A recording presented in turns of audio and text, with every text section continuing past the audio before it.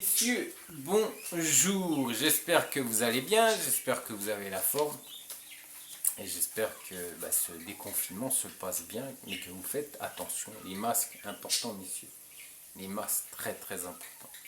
Donc aujourd'hui, vous avez dû voir ma première vidéo, il y en a une autre qui va venir juste après, mais là on fait un petit break et puis je voulais vous parler des hommes qui partent seuls en Ukraine, qui se disent qu'ils n'ont pas besoin de passer par un site de rencontre ou une agence matrimoniale, qui savent se débrouiller tout seuls, complètement tout seuls, dans ces pays.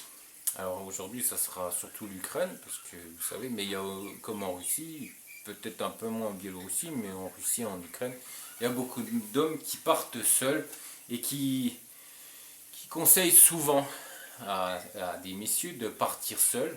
Bon alors, après il faut savoir quand même que ce sont des gens souvent qui sont indépendants au niveau du travail, qui sont freelance. Donc ils peuvent bien avoir des vacances comme ils veulent, partir comme ils veulent, comme moi je l'ai fait pendant 2 ans avant de rencontrer mon épouse. Je restais quand même 3 mois en Ukraine, donc il faut avoir quand même la possibilité d'avoir beaucoup de temps, d'avoir beaucoup de possibilités pour rester minimum 1 à 2 mois, voire 3 mois en Ukraine pour pouvoir faire connaissance avec une femme par ce moyen. Donc avant toute chose, je voulais juste vous préciser que quand vous prenez un contrat avec mon épouse, vous savez que vous avez le questionnaire.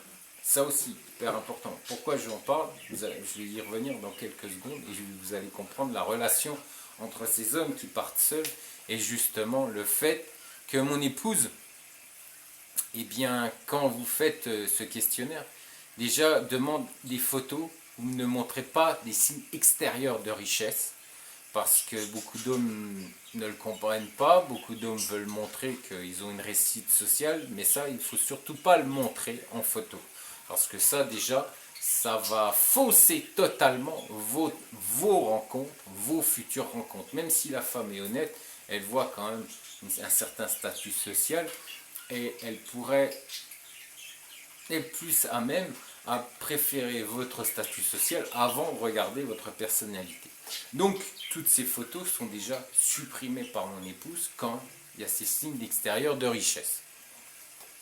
Ensuite, vous savez qu'il y a des hommes qui aujourd'hui font partie de gros salaires en France, dans les pays francophones, hein, voilà, chacun a son statut social.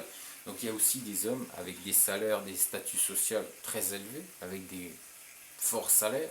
Et ça aussi c'est supprimé. Ça aussi, ce n'est pas dit aux femmes pour justement que ça non plus, ça soit faussé. Parce que je pense qu'en Ukraine, chaque personne a le droit de rencontrer l'amour. Et c'est pas parce que certains sites mettront ça en avant, vos signes extérieurs de richesse ou vos gros salaires, vos salaires, voilà, très confortables dans les pays francophones, et bien que nous devons, que Irina doit faire la même chose. Non, non, ça c'est faux, c'est totalement votre relation, et ça c'est une très très mauvaise chose pour votre avenir.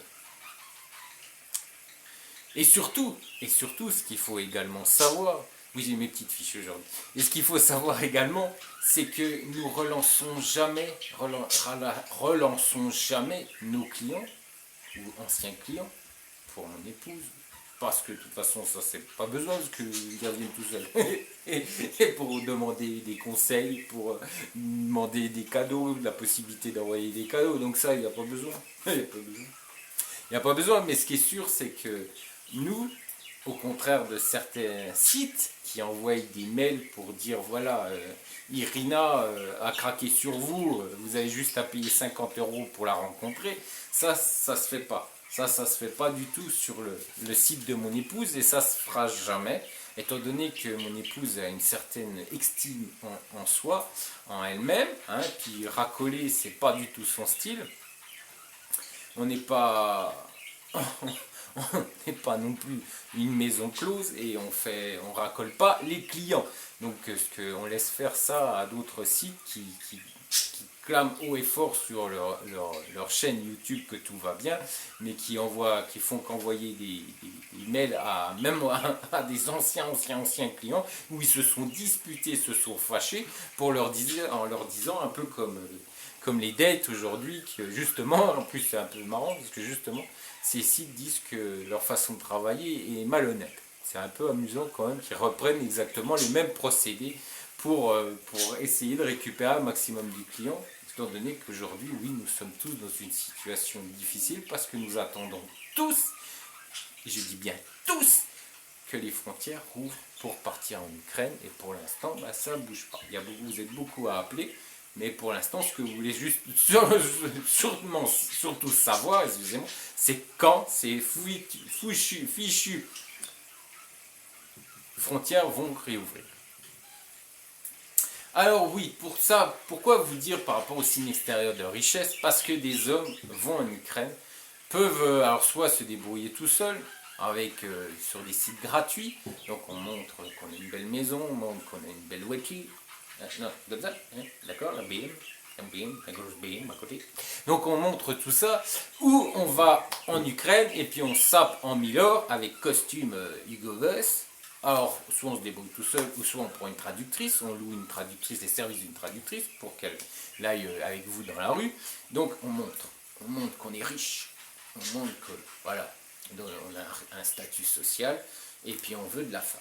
Alors on va draguer tout seul. Mais ce qu'il faut bien comprendre, c'est que la majorité de ces hommes qui vous conseillent d'aller tout seul en Ukraine ou en Russie sont célibataires.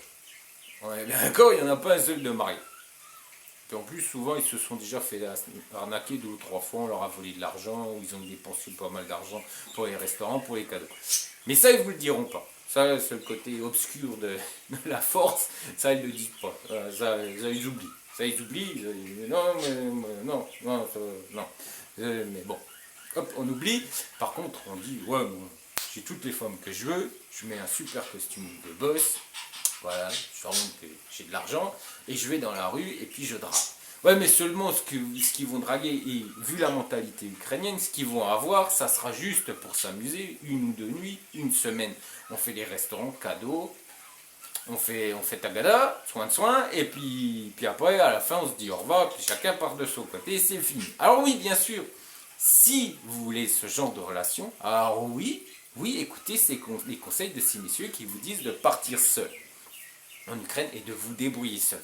Par contre, si vous êtes honnête, si vous souhaitez une relation sérieuse qui va aboutir soit sur un pacte, soit sur un mariage, parce qu'on parle d'agence matrimoniale, mais aujourd'hui c'est surtout de mettre à votre possibilité de rencontrer une femme, surtout pour avoir une vie amoureuse, pour avoir un avenir amoureux, même si les hommes préfèrent 99,9% se marier.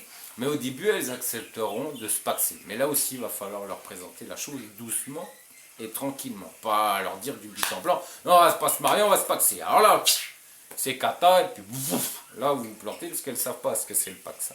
Soyons clairs, il faut leur expliquer aussi, gentiment, tranquillement, et puis pas depuis la France, elle en Ukraine, depuis la France. Non, c'est face à face et on explique. Alors soit avec traductrice, ou soit on se débrouille avec un traducteur sur votre téléphone. Bon, ça peut être compliqué, mais bon. Donc tout ça pour vous dire que si vous voulez une relation sérieuse, ben malheureusement ou heureusement, après chacun fait comme il le ressent, bien sûr, ben je vous conseille de surtout pas y aller tout seul. Après, si vous voulez y aller tout seul, pourquoi pas? Moi je dis pourquoi pas. Chacun a le droit de faire ce qu'il veut, surtout que moi je l'ai fait. Mais ce qui était possible il y a une dizaine d'années, je peux vous assurer qu'aujourd'hui ça ne l'est plus du tout, parce que ces femmes ukrainiennes ont bien compris le système. Alors déjà, il y a certaines femmes ukrainiennes qui ne sont plus naïves, parce qu'il y avait des femmes ukrainiennes qui étaient naïves, qui pensaient que les hommes français ou francophones qui allaient en Ukraine chercher l'amour, ils se sont rendus compte que chercher autre chose que l'amour, comment ils cherchaient l'amour horizontal et pas l'amour sentimental. Voilà, hein, on est bien d'accord. Donc ça, elles l'ont compris. Et puis d'autres ont compris aussi que pour avoir l'amour horizontal et pas l'amour sentimental, ben vous étiez prêt à dépenser beaucoup d'argent pour un cadeau, pour un restaurant. Bah oui, ça, elles l'ont compris. au bout d'un certain temps, au bout d'un certain nombre d'années, après avoir fréquenté des Européens, elles l'ont compris. Donc elles ne sont pas bêtes non plus, elles disent, oh là mon coco, si tu me veux, il va falloir payer.